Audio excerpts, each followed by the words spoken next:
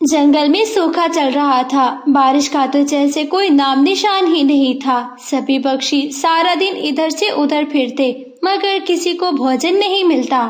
सभी पक्षियों को भूख के लाले पड़े हुए थे। कोई दूसरे जंगल जाता और फिर थैली भर दानों खिलाता। इस तरह ही हर किसी के दिन गुजर रहे थे।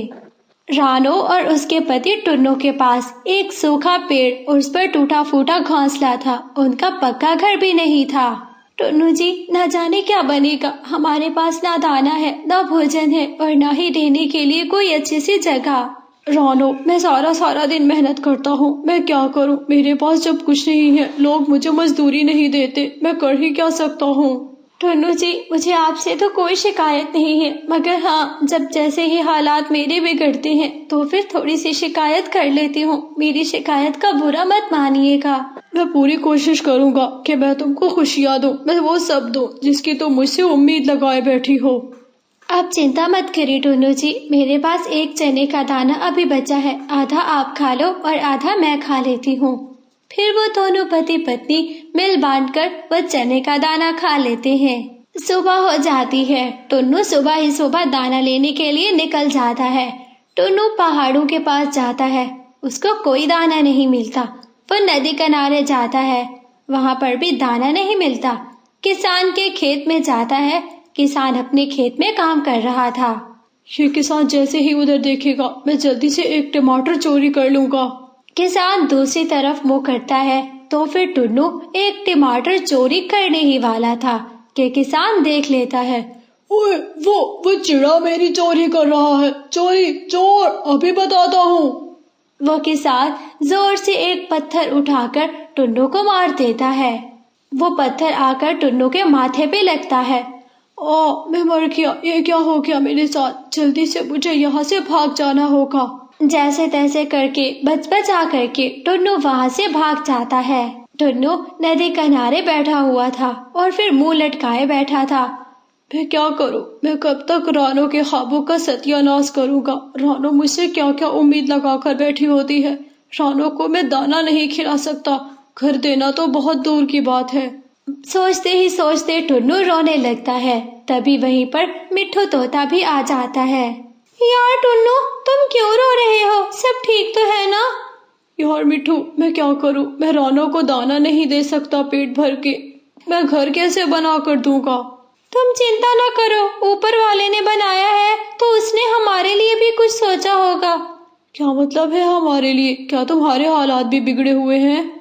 टुन्नू, ये जंगल की खुशकी सबका हाल बिगाड़ के रख देगी।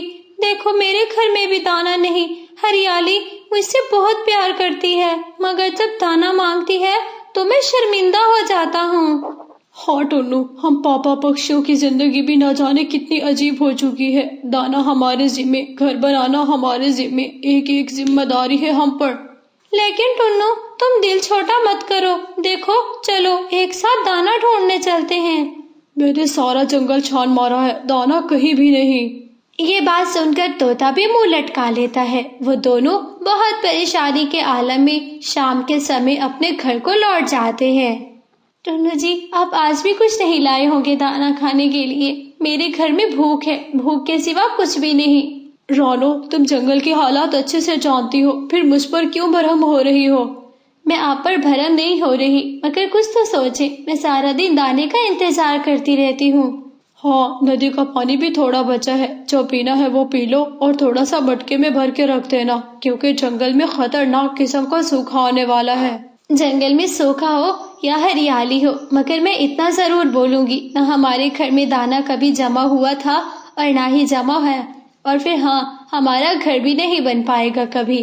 ऐसी मायूसी की बातें करके रानू अपने घोंसले में सो जाती है। रानो, तुम कहने के लिए तो बहुत कुछ कह जाती हो, मगर मैं सहता हूँ। कहने वाला और सहने वाला कभी बराबर नहीं होते।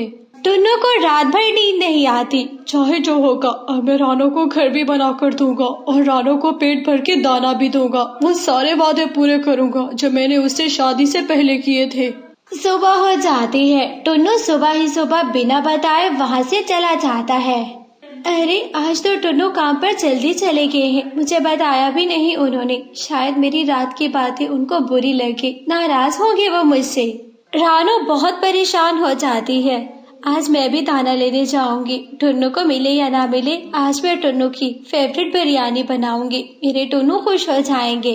वैसे तो रानू अपने टुन्नू से बहुत प्यार करती थी, मगर वो क्या है ना कि हालात ने उनके रिश्ते को खराब कर दिया था। टुन्नू जंगल के सबसे बड़े चोर कालू कौवे के पास जाता है। कालू भाई, मुझे आपसे बात करनी है। हाँ हाँ, बोलो बोलो टुन्नू, तुम तो एक शरीफ पक्षी हो। अरे इन बदमाशों के टोले में तुम्हें आने की क्या जरूरत है? टुन्नू जी, मुझे हालात देकर आए हैं। मेरे घर में भूख है। इनफैक्ट मेरा घर भी नहीं है, एक टूटा फूटा घोंसला है। हाँ हाँ, मैं तुम्हारे हालात समझ सकता हूँ। देखो टुन्नू, मेरा कितना बड़ा आलीशान घर है। मेरे घर में दाना भोजन की कमी नहीं होती। इसलिए मैं चाहता हूँ कि आप मुझे अपने साथ रख लें, काम पे रख लें मुझे अपने साथ। तुम मुझे जो भी काम कहोगे मैं कर लूंगा, मगर हाँ, आप ऐसा करना कि मुझे ऐसे काम देना जिनको मैं आसानी से कर पाऊँ। अरे तुम परेशान मत हो, मेरी पत्नी है ना गौरी, गौरी को जाकर अपना इंटरव्यू दो और गौरी तुम्हारा इंटरव्यू लेगी। वो तुम्हें पास करेगी तभी मैं तुम्हें नौकरी पे रख सकूंगा। फिर टुन्नू चिड़ा गौरी के पास जाता है। चलो चलो, तुम्हारा इंटरव्यू हो गया है, तुम्हारी नौकरी कल से पक्की है। उल्लू जी, कल तुम नौकरी पर आना। हाँ, नेक्स्ट नेक्स्ट कौन है, आ जाए। टुन्नू, तू कब से आ गया हमारी टीम में? चलो कोई नहीं, तुम्हारा भी इंटरव्यू कर लेती हूँ मैं। हाँ गौरी जी, मुझसे आसान सवाल पूछना जिनके मैं जवाब दे सकूं। अच्छा, इस बात का तो ये मतलब हुआ कि तुम हर हाल में नौकरी करना चाहते हो। हाँ बिल्कुल, मैं हर हाल में करना चाहता हूँ। गुर्बत ने मेरा हाल बिगाड़ दिया है। हाँ टुन्नू, वो तो जब मैंने कारोबार शुरू किया था तभी तुम्हें पार्टनरशिप पे रखना चाहती थी, मगर तुम आए ही नहीं। चलो अब तो आगे, देर ही से ही। बताओ, अगर तुम्हें कोई गरीब पक्षी मिले तो क्या करोगे उसके साथ? मैं उस गरीब पक्षी के पास जितना भी अनाज होगा, कुछ भी होगा, पैसे सब छीन लूंगा। अगर कुछ भी ना हुआ तो मैं उसको आपकी तरफ ले आऊंगा। आप अपनी टीम में शामिल कर लेना। शाबाश मेरा टुन्नू भाई।